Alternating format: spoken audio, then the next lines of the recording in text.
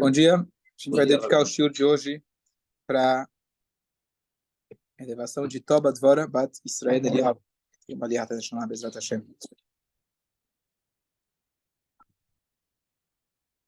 Alguns dias atrás a gente estava falando sobre as leis de recato, as leis de como a pessoa deve se vestir, um Yehudi deve se vestir. E surgiu uma pergunta que não surge claramente no livro de Halachá, no Código de Leis, mas uma pergunta muito interessante e a mim me interessa bastante esse assunto. O Arthur tinha levantado, o Sam que está assistindo também me perguntou uma vez do assunto, que é sobre música. O que seria considerado uma música judaica? Que tipos de músicas são kasher? Porque você não tem aquela música, não vem com aquele selinho, né? O selinho do rabino, kasher, não kasher. É um novo negócio para os rabinos. O quê? É uma boa ideia, tá vendo? Ashgachá da música. Isso aqui é funk, é que nem presunto, só isso. Então, é difícil a gente ter um critério preciso, e é um assunto que a mim me interessa bastante. Eu sempre gostei de música, sempre cantei, e mesmo dentro daquilo que se considera música judaica, etc., de repente você está passando na loja, você escuta uma música não judaica e parece que o cantor Goy copiou do judeu. A chance disso acontecer é pequena, normalmente o que acontece é o contrário. Então, não é porque a música é em hebraico e está falando um passuco de Torá que a música é judaica. Às vezes se pega músicas por aí e coloca aquela Despacito em hebraico e está tudo kasher. Já virou em hebraico, está kasher. Então, é um tema que a Halachá não fala claramente a respeito, e é uma coisa de extrema importância, que da mesma maneira que a gente falou, que a maneira que você se veste vai afetar a maneira que você se comporta, que você canta afeta até de uma maneira, às vezes até mais sutil e mais profunda. A força da música, a gente vê ao longo de toda a história, como isso afeta realmente o nosso coração, a nossa maneira de pensar, tanto para um lado positivo quanto para o lado negativo. Você vê hoje festa de criança, festa de teenager, o que se canta e o que se fala, um pouco de muitos falam, é diferente da minha época. Com certeza era diferente da sua época, mas a gente tem a Torá, e a Torá vem esclarecer para a gente também nesse sentido. E quando a pessoa começa a escutar, eventualmente, cantores religiosos, racídicos, etc., então talvez o cara fale, não, mas não tem a qualidade daquelas músicas que eu estou acostumado, etc. Então, vou falar um pouco do assunto, para a gente ter um pouco de critério, saber o que seria chamado música judaica, e a área que é um pouco cinza, que não dá para a gente definir exatamente, mas é o seguinte. Primeira coisa, se a gente for olhar na lei judaica, a lei diz o seguinte: depois que o templo foi destruído, os sábios fizeram vários decretos. Por exemplo, quando você constrói uma casa, um apartamento, você tem que deixar uma partezinha da parede que ela não vai ser coberta com cal, tinta, para lembrar a destruição do templo. Então, quando a gente vai fazer um casamento, diz a Halachá, tem certos costumes que eles faziam antigamente, um tipo de coroa florida que se usava, e eles falaram, bom, o templo foi destruído, a gente não vai fazer isso até a vinda de Mashiach. E uma das coisas que está lá, talvez pouca gente sabe, é proibido escutar músicas. Isso está no Código de Leis Judaico, logo depois das leis de Tisha B'Av, está lá essas leis. Em memória à destruição do templo, não se deve mais escutar música. Qual é a única exceção? Se for uma seudá de mitzvah, por exemplo, um casamento, um bar mitzvah, alguma coisa assim, você vai tocar músicas e ainda assim com certas limitações. Você pode abrir o Kitzur Shulchan Aruch, é isso que está escrito. E aí você fala, bom, está escrito, mas eu não vejo que é assim que as pessoas se conduzem. Fala, Remy.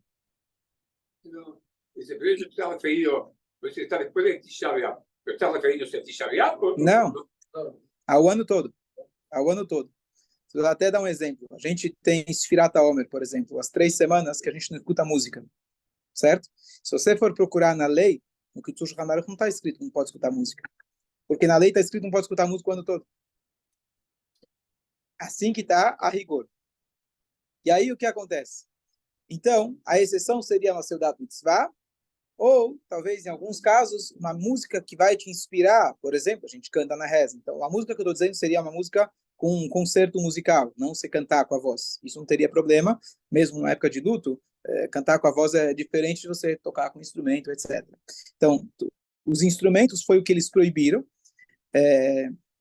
a não ser que seja uma Seudat Mitzvah, com certas limitações, e que seja uma música também, ou uma música que vai inspirar o teu coração para você servir mais a Kadosh Baruch Hu. O que acontece? Você vê que isso, por algum motivo, já há muitos anos, não se tem esse costume. Muito pelo contrário. A gente vai em muitas festas, muitas ocasiões, não só bar mitzvah e casamento, mas a gente coloca a música, faz questão de cantar, dançar, seja um concerto, seja Purim, seja Hanukkah. Tipicamente... Simchat Torah é sem instrumento. Eu estou falando com instrumento. Com instrumento, que seria a proibição do Shulchan Aruch. Então, na verdade, se a gente for olhar... Não necessariamente música racídica. Aí eu vou falar o tipo de música. Eu estou falando primeiro sobre ouvir música, independente de qual seja, certo? Então, por isso eu sempre digo que não basta você estudar a Torá dos livros, você tem que ver como que é a conduta na prática. Muitas coisas que estão no livro, não Deus nos livre, que alguém chega e fala, bom, que está no livro não vale. Mas algumas coisas dependem do costume, depende de como aquilo se aplicou na prática. Então a gente vê que sim, existe música e ninguém nem sabe dessa halakha. Pessoas estudiosas nem sabem dessa halakha que não poderia escutar música o ano todo. O pessoal pergunta sobre desde o livro no ano de luto, perguntou sobre Sfirat HaOmer, mas se você olhar o código a rigor, é esse. Qual é a permissão? Seudat Mitzvah, ou, eu não lembro se consta lá, mas com certeza os sábios falam para a gente, mais contemporâneos, que é uma música que vai te inspirar a você ter mais alegria no serviço a Deus. E aqui entra uma área muito cinza. Como você vai definir uma música que vai te inspirar a servir a Deus? Mas, mais um detalhe importante. Muitos sábios, agora mais contemporâneos ainda, dizem: nós vivemos numa época onde a depressão é muito forte. E essa é uma forma mágica, literalmente, de poder elevar a moral, elevar os espíritos. Então, a música hoje nada mais é que um remédio, literalmente. Um remédio mais barato que o Rivotril, tá certo? E mais efetivo, muitas vezes, tá certo? Então, sim, assim se fala em português também. Então, primeiro ponto, sim, é incentivado a música em todo evento judaico que você for, você não vê esse tipo de restrição, a não ser na época de luto, etc. Então, foi permitido, e não só permitido, incentivado. Tem uma frase que a gente fala no Teilim, Az imale sechok pino. Então, quando o Mashiach chegar, imale sechok pino, nossa face vai estar preenchida de um sorriso. Dizem nossos sábios que é proibido a pessoa preencher a sua face de um sorriso completo até a vinda de Mashiach. Por que você está feliz? A gente está triste, estamos no galuto. Mas isso você também vê, que você não vê o cara... O humor judaico faz parte, a alegria faz parte. Por quê? O ênfase, especialmente nas últimas gerações, por tudo que a gente passou, o ênfase é muito mais na alegria, e que seja esse nosso pecado. A gente ri um pouco mais, ficou mais alegre do que deveria. Assim diz nossos sábios mais contemporâneos, que isso a gente já pode adiantar da vinda de Mashiach, mesmo que não chegou, a gente já pode se comportar de acordo e estar realmente o máximo feliz que a gente pode, que isso vai, pelo contrário, aproximar a gente de Hashem. Então esse é o conceito geral. Agora, a música tem um impacto muito grande na gente. Isso a gente não precisa buscar na Torá para saber isso é um fato. Mas a gente pode olhar alguns pontos que nossos sábios trazem para a gente a respeito. O primeiro que vem à mente, existia um sábio muito grande e que ele, de repente, ele chutou o pau da barraca. Quem lembra o nome dele? Acher, muito bom. Acher foi o apelido que ele recebeu, para nem falar o nome dele. Acher significa outro. O nome dele era Elisha ben Avuyah. Esse Elisha ben Avuyah é até mencionado na Mishnah, um sábio do porte de falar e dar opinião na Mishnah. Era o professor do Rabi Meir, o autor da maioria das Mishnayot. Na última Haftarah, não, Elisha não está na... Não, profeta Elisha. Esse aqui, profeta Elisha é de muitos séculos antes. Tem o profeta Elisha, e esse aqui é um sábio da época da Mishnah. Ele é mencionado no Perkei Avot. Então, e ele tem toda a história, eu já dei alguns shiurim a respeito, quem lembra, do caminho dele para fora do judaísmo e etc, se a tchuvá dele valeu, como não valeu, tem várias a gente na época de Yom Kippur a gente fala a respeito disso. Mas a Gemara pergunta o que fez com que ele mais tarde na sua vida, largasse todo o judaísmo. Então, a Gemara traz alguns episódios. Uma das opiniões, uma das coisas que a Torá conta, que a Gemara conta, é que quando ele era pequeno, ouviam ele cantando, cantarolando músicas gregas. E essas músicas, poemas, poesias, etc., gregas, é o que afetou ele mais tarde para tomar as decisões que ele tomou. Então, acredito que não seja só isso, porque a Mara traz alguns episódios diferentes, mas isso, com certeza, fez parte dessa jornada dele. E aqui a gente vê como realmente uma musiquinha. Ele era criança. Às vezes eu atirei o pau no gato, né? Que hoje já é proibido cantar. Né? É uma musiquinha. Mas como isso tem um efeito muito grande a longo prazo. Então, isso é um exemplo da Guimará, que a gente vê como realmente a música pode afetar a pessoa negativamente. Por outro lado, o serviço no templo, ele era sempre acompanhado de música. E tinha instrumentos e tinha vozes. Levim, principalmente uns instrumentos. Os Kohanim também podiam cantar. E esse era parte integral do serviço a Hashem. No Shabbat também? No Shabbat, não. No Shabbat, não. Bom, bem lembrado. O rei Davi tocava harpa, etc. Agora eu fiquei na dúvida se no Shabbat eles tocavam. Eu acredito quase certeza que não, mas eu vou confirmar. Então, fazia parte integral. Então, a pergunta é, se é música grega, já entendi que não é para ouvir. Se é a música do Beit HaMikdash, é uma mitzvah ouvir. Agora, como eu vou saber as músicas atuais, qual que pertence à categoria da impureza, qual que pertence à categoria daquilo que é realmente uma música, que vai ser um serviço a Hashem, uma maneira da gente servir a Hashem. Pelo contrário, está escrito que os profetas, ou aqueles alunos de profetas, aqueles que queriam profetizar, eles tinham que, entre outras coisas, cantar. Porque a Shekhinah, a presença divina, a profecia só recai sobre alguém que está com o espírito alegre. Como alguém, de repente, fica alegre, então, uma das maneiras, a música vai te levando até que você muda de espírito. Então, aquilo que é música autêntica judaica, quantas a gente tem que a gente sabe que é da época do templo? Nenhuma. Algumas tem uma. Boa, mas lá a gente tem as palavras, não temos a melodia. O cântico diário que a gente fala todo dia é o que eles cantavam. É verdade, mas a gente não tem a melodia deles. Leviim cantavam. Então a gente fala todo dia o Shir Shelion. Então, tem uma melodia que alguns dizem, não tem certeza, mas sim, o Alel, as palavras do Alel, mas qual que é a música do Alel? Eu ouvi falar que a melodia é... Qual a melodia? Tem tantas? Depende de qual sinagoga você vai.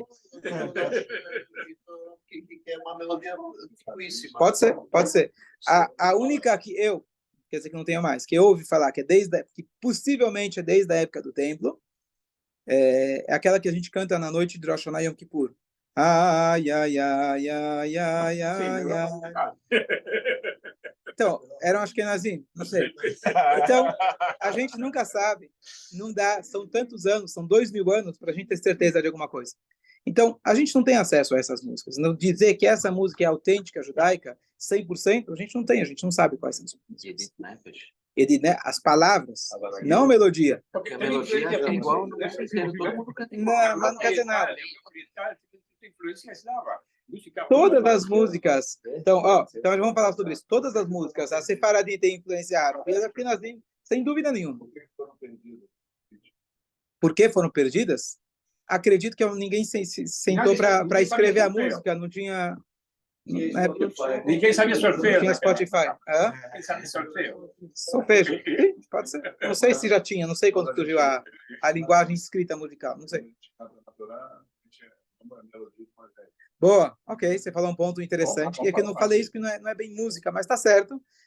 Tem divergências, né, entre os vários ritos, mas a melodia que a gente canta, muito bem lembrado, a Torá, ou a Megillah, ou Megillat Eichá, tem uma tradição, cada um com a sua, e a tradição a gente acredita que vai até realmente lá atrás. E é importante e essencial, na verdade, que a gente leia a Torá dessa forma. Muito bem falado, Chico. Mas ainda não é uma música, mas é uma tonalidade, um som que a gente canta acompanhando. Olha, eu escutei uma vez na Casa de Cultura de Israel, que alguém cantou Yaribon, eu conheço a melodia, acho que não sei, Yaribon, um judeu iraquiano, y la tocaba con cítara. Una melodía totalmente diferente. Então vamos lá. Então, a primeira coisa, é a mais fácil da gente saber. Tem muitas melodias que foram compostas por grandes rabinos, grandes figuras judaicas indiscutíveis que eram pessoas tzadikim, pessoas etc. Então, se você vê que veio de um grande tzadik, você não tem dúvida. Tem músicas que a gente escuta por aí, que vem do rádio. Então, essas também a gente não precisa de muito critério para saber qual a origem dela. Está muito claro onde que ela te leva. A pergunta é o que está no meio. Então, dentro da música judaica, e agora entrando na música judaica contemporânea, é uma novidade, na verdade. Pegar de 100 anos para trás, talvez de 100 a época da guerra, perseguição, você ter música gravada, você não, assim, quantos anos atrás surgiu o toca-fitas, que você pode... o rádio já é mais antigo, mas você sentar e gravar... Então, você não tem isso. Então, o que se cantava? Se cantava o que você aprendia na tua comunidade, o que você tinha como tradição. Então, essa questão da música surge muito mais quando tem uma gravação, e aí a gente usa ela como referência. Então, foram surgindo vários cantores judeus, antes de falar judaicos, vários cantores judeus. E alguns deles começaram tinham muito dom, pegar psukim, trechos judaicos, autênticos, e colocar a melodia que eles se inspiraram, eles que compuseram. E aí a pergunta é, será que é judaico só porque o judeu fez? Será que é judaico só porque o judeu está cantando? Então, é óbvio que se é uma música que veio de outros meios, e alguém foi lá e colocou letras em hebraico, isso não faz a música ser judaica. Tá certo? É igual você pegar lá o animalzinho da esquina, do açougue da esquina, e você coloca lá o carimbo de caché. O porco fala hebraico, não faz ele virar caché. Tá certo? O cara fala, mas Rabino, eu comprei em Israel, a Meduzá, o cara falava hebraico. Deve ser que é caché. Não faz virar caché, pode ser que ele comprou no Shuk. O Shuk árabe. Não quer dizer que é caché. Não quer dizer que é caché porque o cara falava hebraico. Então, é importante a gente saber isso. Agora, como a gente pode ter alguns critérios? Eu vou dar algumas dicas que, de novo, não é absoluto. Às vezes você escuta música, aquilo que hoje é chamado música hassídica, você fala, bom, isso aqui, eu vi isso de um compositor, ele falou, isso aqui ele pegou uma parte do Beatles, outra parte aqui ele pegou um negócio de não sei aonde, e o cara está juntando, é outra música. Mas o estilo, o jeito, pegamos de onde a gente vive, do mundo que a gente vive. Assim como as melodias, mesmo as tradicionais do Shabbat, do Yom Tov, foram afetadas, querendo ou não, pelo mundo onde a gente vivia, seja a Europa, seja os países árabes, é inevitável. Então, alguns critérios. Existem algumas músicas, eu sei pelo menos no meio hassídico, que alguns rebes, por exemplo, pegaram músicas não judaicas e eles, com o poder espiritual deles, falaram, essa aqui a gente vai converter numa música judaica. Uma típica, talvez conhecida, é a chamada Marcha de Napoleão. O Alter Rebbe, primeiro Rebbe de Chabad, ele era contra o Napoleão. Ele fez, inclusive, mandou espiões para ir contra o Napoleão. Ele morreu, faleceu, fugindo do Napoleão. Mas cantaram para ele, chegaram para ele e cantaram a marcha que Napoleão usava para a marcha de guerra. E ele falou, isso é um nigun de marcha, um nigun de vitória. E apesar que ele não torcia para Napoleão, ele trouxe essa melodia, e essa vai ser a nossa melodia, da gente servir a Hashem com essa convicção, igual que eles saem na batalha, prontos para enfrentar, a gente tem a nossa batalha espiritual para a gente enfrentar. Então, quando vem de uma pessoa desse calibre, e ele tem esse poder de falar, olha, essa aqui a gente pode transformar, ok, aí está fácil, a gente pode crer. O problema é quando acontece com pessoas normais como nós, será que a gente pode ter esse tipo de transformação, ou pegar certos ritmos, etc. Então, uma das coisas que a gente viu na Halakha em relação às vestimentas, que as vestimentas do Yehudi têm que ser diferentes da vestimenta do não-judeu. Então, ele dá o exemplo. Antigamente, tinha lá um cadarço vermelho que era a moda. Então, o judeu não vai vestir aquele cadarço vermelho. Tinha um modo de cortar o cabelo de certa forma. O judeu não vai seguir essa forma. Então, a moda, ela vai, vira e volta, certo? Ela vai mudando. Mas a primeira coisa, o primeiro critério é, eu não vou seguir o que está agora em pauta, em alta. A gente vai estar sempre, talvez, uma geração atrás. Vai alcançando, vai mudando, e não tem problema. Mas a gente não está seguindo, porque já que isso está na moda, eu vou seguir esse tipo de música. Primeira coisa. Segunda coisa, quem é que compôs a música e quem está interpretando a música. Isso é muito importante. Quem compôs a música? Você quer, a música, na verdade, é uma expressão da alma. a gente não tem como saber o que está no fundo da alma de cada um, mas é uma expressão. De alguma maneira, aquilo vai te afetar. Às vezes a gente nem percebe como. Então, se você olha para a pessoa e vê que a pessoa é uma pessoa que ele representa os valores que a Torá dá para a gente, no seu dia a dia, e ele compôs essa música, então é um indicativo, não sei dizer que é certeza, não dá, a gente não tem como ter um critério perfeito para dizer o que é música judaica, igual que a gente tem, dizer que o kasher, né, tem desse jeito, daquele jeito, não temos alahot em relação a isso, mas é um critério. Você vê a pessoa que compôs a música, vê a conduta dele e vê se é de acordo. Primeira coisa.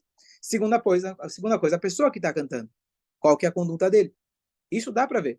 Você vê, às vezes o cara pode até estar de kippah, mas você vê o jeito que ele está, você fala, é isso que eu quero para mim? E aí é uma sensibilidade, quem é musical ainda mais ainda, para ele perceber o que você quer para a tua vida ou não. Então, numa época na Yeshiva, como era um assunto que bastante me interessava, conversando com os rabinos, etc. Então, um jeito que talvez algumas pessoas seguem, só escutam aquilo que é chamada música hassídica feita por mestres, rabinos, grandes hassidim, etc. Mas hoje você tem uma grande... Hã? Não pode cantar, tá na Alahá, que não pode ficar feliz. Eles seguem, então, por muito tempo, eles não tinham, a música não fazia parte integral, todos os hassidim eram chamados justamente os freilich, chamados alegres, os mitnagdim, os lituanos, por muitos anos não tinham isso. Agora, com a música contemporânea, então, você vê que em todos os meios, independente de ser racídico ou não, cada um vai ter o cantor que ele se identifica, né? O cantor se veste do jeito que ele se veste, ou pensa do jeito que ele pensa, alguma coisa assim, e todos os meios, hoje, religiosos, têm as suas músicas. Todos os meios. Então, partindo do princípio que quem compôs é uma pessoa irat shamayim, temente a Deus, a pessoa que está cantando é temente a Deus, e você, às vezes, com certo sensibilidade, você percebe que isso não veio do rádio, tá certo? Que não veio alguém querendo só colocar letras em hebraico, então isso realmente pode ser algo muito grandioso e algo que pode inspirar a gente bastante. E é isso que a gente busca. Tem mais detalhes que a gente pode buscar. Hoje tem muitos cantores e muitos deles são polêmicos. Às vezes o cara tá de kippah, porque convém. Se não sabe se é marketing, tá certo? Então a gente tem que ter esse critério. Mais importante a gente saber, não é tudo que você come, não é tudo que vai fazer bem para a tua saúde. Não é tudo que você consome, não é porque é música, não é porque me faz bem, me faz me sentir bem, como eu comentei outro dia. Tem músicas clássicas que foram compostas por nazistas. Você escuta ela, fala, que música toca meu coração. É isso que você quer? Depois que você lê, depois você vê quem foi o compositor. Deu muito problema, Wagner deu muito problema que você podia tocar. Então, a gente tem que ter. Então, não é porque a música é bonita e eu acho que me faz me conectar mais com Deus, que de fato ela está me conectando. Então, é um produto. E esse produto tem que ser consumido com consciência. Eu dei alguns critérios gerais. Primeira coisa, saber o quão importante, quanto isso afeta a gente. E a gente não se abster e dizer, não, bom, então não vou ouvir música. Não, ouvir música é extremamente positivo, traz bastante alegria, a gente precisa buscar. E muitos desses cantores, depois que o Covid começou, né, todo mundo começou a fazer live. Então, eu ouvi ao longo desses últimos anos várias lives com vários desses cantores aí famosos, hassídicos, etc. E é lindíssimo de ouvir, é incrível ouvir alguns deles falando que eles enxergam isso realmente como um dom que Deus deu para eles. Eles fogem da fama, eles fogem daquele glamour, etc. E eles estão extremamente focados em fazer o que Deus quer deles. Então, por exemplo, o famoso Shwekey, Yaakov Shwekey, já esteve aqui, etc. Eu vi algumas coisas dele que eu fiquei chocado. Ele falou, primeiro, eu nunca, alguém estava perguntando, mas quando a esposa te conheceu, né, você estava saindo de Shido, ela queria você porque você é o cantor ou queria você porque... Aí ele falou, eu não cantava até casar. Ela nem sabia que eu cantava. Por quê? Sou um jovem, rapaz, solteiro, vou sair por aí cantando, tem um certo risco, tá certo? Não que não seja positivo, mas tem um certo risco. Ele não cantou foi a orientação que ele teve até ele casar. E depois de casado, a orientação que ele teve, ele nunca passa um Shabat longe da família dele. Ele falou, você não sabe quantas centenas de concertos eu perdi por causa disso. Mas você vê como a pessoa tem, com o valor dele de família, supera o valor dele querer se colocar lá na rua. Quantos artistas famosos você conhece que mantém seu elo familiar estável? Quantos existem por aí? Né? A fama é muito perigosa. E você vê como ele realmente, ele e outros comentários que ele faz, que ele vai lá, a esposa dele, por exemplo, Shwekey, ela começou uma instituição só para crianças especiais. ela é extremamente dedicada a isso. Ele vai lá, ajuda a esposa, canta para pessoas, vai lá, desperta as pessoas, e várias histórias que ele conta, como pessoas, por exemplo, estavam à beira do suicídio, literalmente, e com a música que eles ouviram, mudaram de ideia. Pessoas que estavam extremamente doentes, lá dentro, e um cara, o Abraham Fried conta famoso cantor, conta essa música, que ele cantou para um cara que estava de coma já há muitos meses, e ele foi lá cantar uma música que a esposa falou, essa música meu marido gostava muito, e ele, no dia seguinte acordou da coma. Então, como realmente usar isso como instrumento de realmente para servir a Hashem. E um dos comentários que eu vi deles, o Abraham Fried, ele fala isso bastante, né? Me vejo como um shaliach, como um emissário de Deus para fazer o que Deus quer. E ele fala muito claro, se eu começo a me achar que minha voz é bonita, que eu canto bem, etc., Deus me manda um resfriado e, de repente, a voz some. Literalmente some. Some. Você acha que você canta alguma coisa? É um presente de Hashem. Não tem nessa, não tem nada. É zero. É o tipo de coisa, né? No trabalho a gente não percebe isso. Você continua trabalhando, às vezes fica doente, Deus nos livre, não vai para o trabalho, mas a cabeça continua funcionando. A voz some, de repente acabou. De repente acabou. Então Hashem ele lembra que você está aqui apenas numa missão. Você não tem nada que se achar. E realmente e ele falou, é muito difícil se manter focado, porque, né, às vezes a fama e etc. acaba levando a gente para outros lados. Mas é muito bonito de ver, assim, sem nomes, mas grande parte desses cantores, como eles se enxergam no Mashlichut, e eles vão, quem não viu esses cantores indo agora para Israel, cantar para o Zaka, cantar para o exército, cantar para os Hayalim, e como isso, quem viu aquele famoso cantor agora israelense, Shai Ribó, não sei quem, ele é fantástico, né? Então, ele é bem israelense, ele cantando lá, felizmente, nos enterros recentes, como, né, as pessoas se comovem, etc. E, inclusive, desses...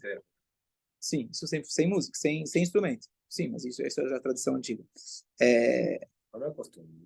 Depende do lugar, não tem uma mitzvah de cantar, mas às vezes a música, antigamente se contratava mulheres que choravam nos enterros, está na Mishnah, as choradeiras, se contratava elas para fazer a turma chorar. Hoje não sei se contratar essa turma o pessoal vai rir, mas uma música às vezes pode confortar, consolar. O que hoje está bastante na moda dentro desse meio, tem 2 ou 3 cantores religiosos que eles viraram extremamente populares no mundo israelense laico, digamos assim, esquerda. E eles estão assim entrando numa corda muito difícil, né? Por um lado, eles são religiosos, usam uma kippah, um tzitzit, que para muitos lá em Israel é um preconceito muito grande, o cara não vai nem olhar para a tua cara. Ele falou como através da música, transmitindo mensagens, eles tentam fazer de uma maneira que não meio camuflada, né? Não vou falar psukim, mas ele transmite uma mensagem que possa tocar o coração de cada um e está vindo de uma fonte, de uma neshama, de alguém que está querendo transformar, e como realmente através da música eles conseguiram quebrar tantas barreiras. Falou, você nunca imaginaria que eu, com uma kippah e um tzitzit, estaria cantando para 10 mil pessoas, sendo que de kippah lá tinha talvez 2 ou 3. Mas isso, de novo, ele está tentando o quê? Transmitir a mensagem da Torá, transmitir o espírito da Torá de alguma outra maneira. E a música, realmente, ela permite com que a gente chegue e alcance lugares que, às vezes, sem ela a gente não consiga. Com palavras, a gente não consegue. Então, apenas alguns pensamentos troquei a respeito disso. E quem quiser, no Spotify tem bastante... Eu posso dar algumas dicas de cantores aí legais. Tem vários, tem de todos os estilos. Tem de todos os estilos e de para todos os gostos. A música clássica. A música clássica é uma pergunta. A pergunta, eu diria que pelo menos veja que o compositor não seja nazista, que não seja. A música clássica é difícil de dizer. Mas além disso, além de que não seja nazista, como você falou do Wagner, etc., mas que seja uma pessoa com valores éticos e morais. Assim, as grandes sinfonias, a gente pode dar as histórias de cada um deles, pelo menos que tenham valores, que seja uma pessoa de valor, bons valores. Isso ajuda a gente. Porque, de alguma maneira, entra na nossa neshama. Sabe que el templo mayor de Roma, una sinagoga ortodoxa, estuvieron aquí en el coral varios años. Ok, vou concluir por aqui. Não, pode. Y verdaderamente, ellos son miembros del coral, y muchos de ellos actúan